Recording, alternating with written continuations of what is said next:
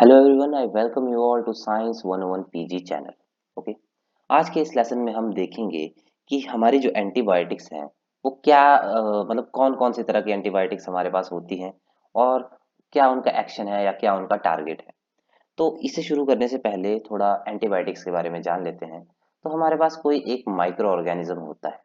जब वो micro organism अपने सेकेंडरी मेटाबोलाइट्स बनाता है तो वो सेकेंडरी मेटाबोलाइट्स करते हैं टारगेट किसी अदर सेल को या फिर अगेन किसी माइक्रो ऑर्गेनिज्म को। तो आपको ये भी पता होगा माइक्रोबायोलॉजी में कि हम जनरली बैक्टीरिया या फंजाई यूज करते हैं और फंगाई भी बोल सकते हैं जिनसे आप एंटीबायोटिक्स बना सकते हैं। एग्जाम्पल के लिए अगर मैं कहूँ जैसे बैक्टीरिया में बैसिलस बैसिलस स्पीशीज आपकी बनाती हैं बेसिट्रेसिन बेसिट्रेसिन। इसके अलावा बैसिलस स्पीशीज आपकी पॉलीमाइक्सिन भी बना सकती है पॉलीमाइक्सिन। वैसे ही अगर हम बात करें फंगाई में तो फंजाई में जो मोस्ट कॉमन स्पीशीज आपने सुना होगा वो होगा पेनिसिलिन पेनिसिलियम। ओके, पेनिसिलियम से पेनिसिलिन बनती है पेनिसिलिन बनती है। पहले पेनिसिलियम नोटेटम यूज होता था, अब क्राइसोजेनम यूज होता है। वैसे ही सिफेलोस्पोरम सिफेलोस्पोरम है हमारे पास। सिफेलोस्पोरम से सिफेलोस्पोरिन्स बनेंगी सिफेलोस्पोरिन्स। ओके, तो ये रहे आपके, ये सब एग्जाम्पल हैं आपके एंटीबायोटिक्स के। सॉरी। तो आज की इस वीडियो में हम पढ़ेंगे कि कौन कौन से एंटीबायोटिक्स हैं जो हम यहाँ पे मतलब एंटीबायोटिक्स के हम नाम देखेंगे और वो क्या टारगेट करते हैं वो देखेंगे। हमारे पास एंटीबायोटिक्स की बेसिकली 5 कैटेगरीज प्रेजेंट होती हैं। एक है cell wall synthesis inhibitors, second है आपके प्रोटीन सिंथेसिस इनिबिटर, थर्ड है न्यूक्लिक एसिड इनिबिटर्स, फोर्थ है RNA synthesis inhibitors and fifth are your metabolic antagonisms, और जो मेटाबॉलिक पाथवेज को डिसरप्ट करते हैं वो वाले। तो इस वीडियो की जो हम स्टार्ट करेंगे वो ऑफ कोर्स करेंगे हम सबसे पहली कैटेगरी से, जो कि है आपकी सेल वॉल सिंथेसिस इनिबिटर्स। अगर हम बात करें सेल वॉल सिंथेसिस इनिबिटर्स की तो मैं आपको पीवीबी ये बताऊंगा। आप इसका कोई निमोनिक भी बना सकते हैं या कुछ और भी बना सकते हैं ताकि जो आपको याद रहे। तो पहली है हमारे पास पेनिसिलिन पेनिसिलिन दूसरी है आपके पास vancomycin and third of course आपके पास है बेसिट्रेसिन बेसिट्रेसिन। ना अब इन तीनों के काम है cell wall synthesis inhibition cell wall synthesis inhibition. अब ऑल दो इन तीनों के काम सेल वॉल सिंथेसिस इनिबिशन है बट इनके टारगेट्स जो हैं वो अलग अलग हो सकते हैं। जैसे मैं अगर पेनिसिलिन की बात करूं तो ये ट्रांसपेप्टिडेज पे जाके इरिवर्सिबल बाइंडिंग शो करता है इरिवर्सिबल बाइंडिंग। अब इस इरिवर्सिबल बाइंडिंग की वजह से कुछ ऐसा होता है कि जो सॉरी जो आपकी पेप्टिडोग्लाइकन है वो बन नहीं पाती। वैसे ही अगर मैं वैंकोमाइसिन की बात करूं तो डी एलेनिन टर्मिनस पे जाके वैंकोमाइनिन ये डी एलेनिन टर्मिनस पे जाके यहाँ जैसे जाके बाइंड कर जाएंगे अगेन इरिवर्सिबली। तो फिर जब ये वाला आएगा तो इसके बाद कुछ और अटैच नहीं हो पाएगा, अगेन आपकी सेल वॉल सिंथेसिस रुक जाएगी। और बेसिट्रेसिन का भी यही काम है कि ये इनहिबिट करता है सेल वॉल सिंथेसिस को। सेकंड अगर हम बात करें तो अब हम बात करेंगे आपके प्रोटीन सिंथेसिस इनहिबिटर्स की। तो इसके लिए जो सबसे पहले मैं आपको बताऊंगा वो है प्यूरोमाइसिन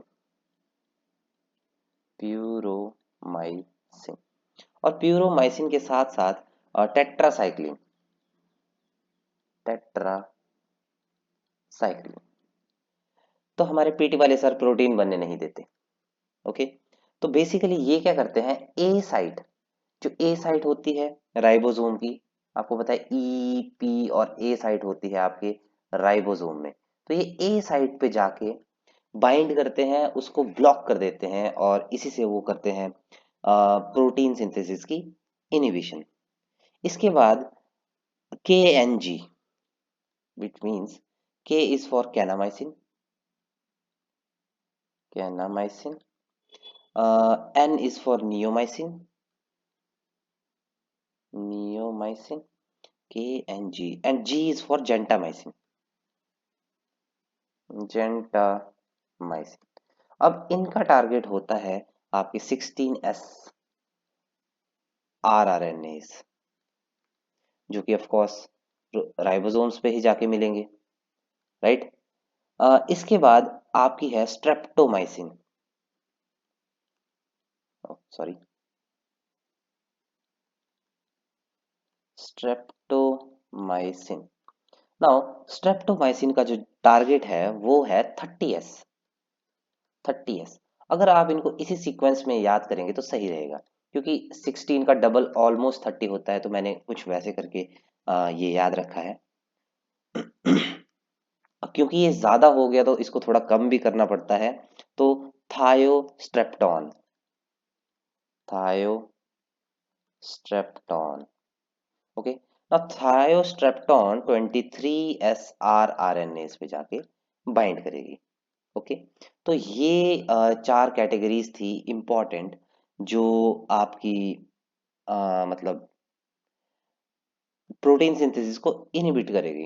अच्छा, इससे मुझे एक और कैटेगरी याद आई, क्लोरेमफेनिकॉल, क्लोरेमफेनिकॉल्स, ओके।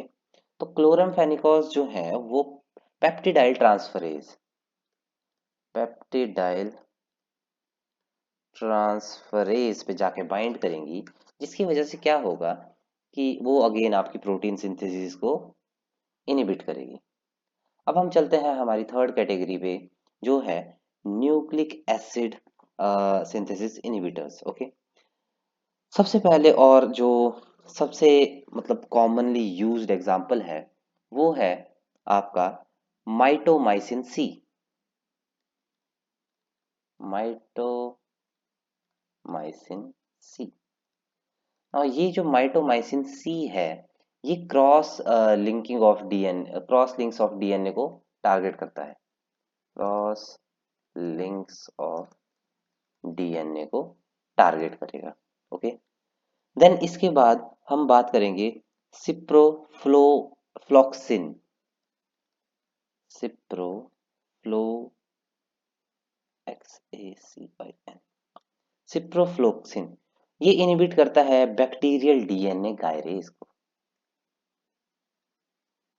बैक्टीरियल डीएनए गायरेज को। इसके बाद हम बात करेंगे नोवोबायोसिन की, नोवोबायोसिन, बायोसिन, ओके। नोवोबायोसिन गायर बी, GYRB, इस सब यूनिट ऑफ गायरेज को, ऑफ गायरेज को जाके इनहिबिट करेगा। फिर एक और कॉमन एग्जांपल है नेलिडिक्सिक एसिड, नेलिडिक्सिक एसिड। नेलिडिक्सिक एसिड जो है वो GYRA पे जाके ऑफ अगेन ऑफ गायरेज, इस पे जाके प्रोटीन सिंथेसिस को रोकने की कोशिश करेगा। अब हम बात करते हैं आरएनए सिंथेसिस ब्लॉकर्स की। सबसे पहला जो हमारे पास एग्जांपल है वो है रिफेम्पिन, रिफेम्पिन। जो रिफेम्पिन है वो है आपकी बीटा सब unit of RNA polymerase, beta सब यूनिट ऑफ आरएनए पॉलीमरेज, यहां जाके टारगेट करेगी और डायरेक्टली आरएनए सिंथेसिस ही रोक देगी, ओके। अब फिर है आपकी एक्टिनोमाइसिन डी, एक्टिनोमाइसिन डी। अब ये जो एक्टिनोमाइसिन डी है ये क्या करती है, बाइंड करती है डीएनए को। अब डीएनए से ही आरएनए बनेगा, वहां बाइंड कर गई तो सब रुक गया, ओके। देन आपकी जो आती है वो है स्ट्रेप्टोलाइडिजिन, स्ट्रेप्टोलाइडिजिन। ओके, तो ये भी अगेन बीटा सब यूनिट जैसे ये थी, बीटा सब यूनिट ऑफ आरएनए पॉलीमरेज, इसको जाके बाइंड करेगी और वही करेगी जो आपने सोचा, RNA synthesis blocking. Okay, fifth जो हमारे पास कैटेगरी है वो है आपकी मेटाबॉलिक एंटागोनिज्म, या फिर जो ब्लॉक करते हैं मेटाबॉलिक पाथवेज को। तो इसमें जो सबसे कॉमन एग्जांपल है वो है सल्फोनामाइड्स का, सल्फोनामाइड्स। ओके, ये जो सल्फोनामाइड्स हैं ये फोलिक एसिड सिंथेसिस को इनहिबिट करते हैं।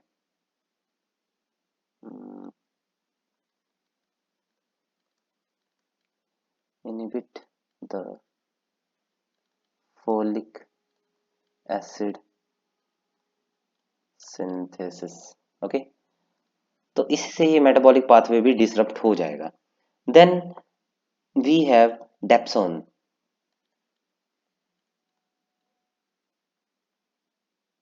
या डेप्सोन। ओके, तो ये भी फॉलिक एसिड सिंथेसिस को इंटरफियर करेंगे, folic acid synthesis interference. Okay, इसके बाद जो हमारी कैटेगरी है वो है ट्राइमिथोप्रिम, ट्राइमिथोप्रिम।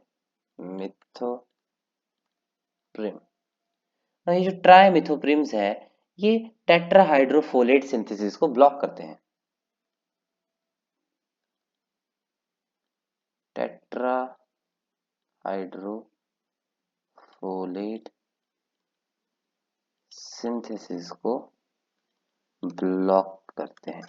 ओके, तो यही मेनली एंटीबायोटिक्स थी जो माइक्रो में पढ़ना जरूरी है। इसी के साथ आज की वीडियो खत्म होती है। Thank you very much and see you soon.